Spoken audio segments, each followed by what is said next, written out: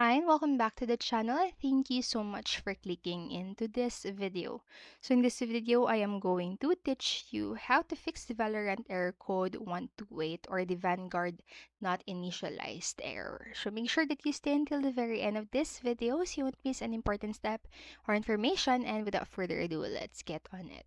So the first fix that you can do is to simply exit and reopen Valorant Vanguard. So most times, a simple restart can fix some issues. So when getting the Vanguard Not Initialized error in Windows 11 or 10, you can also try to exit Valorant Vanguard and relaunch it, and then launch your game to see if the issue is fixed.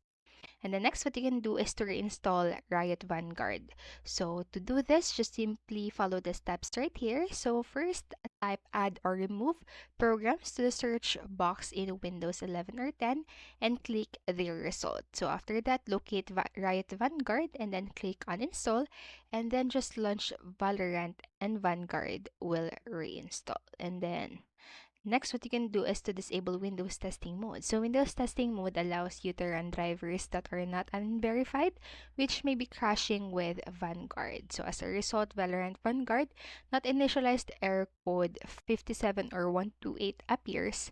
So just follow the steps right here to disable the mode. So first, just launch command prompt in the Windows 11 or 10 with the admin rights and type the following commands right here and press enter after each one. So again, these are the commands that you need to type in and then just simply press enter after each command right here. So after that, open Valorant and click reboot computer and wait for the PC to reboot.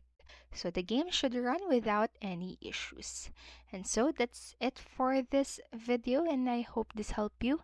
And if it did, please make sure to like, subscribe, and hit notification bell button so you won't miss a video. Thank you so much for watching and have a great day. Bye bye.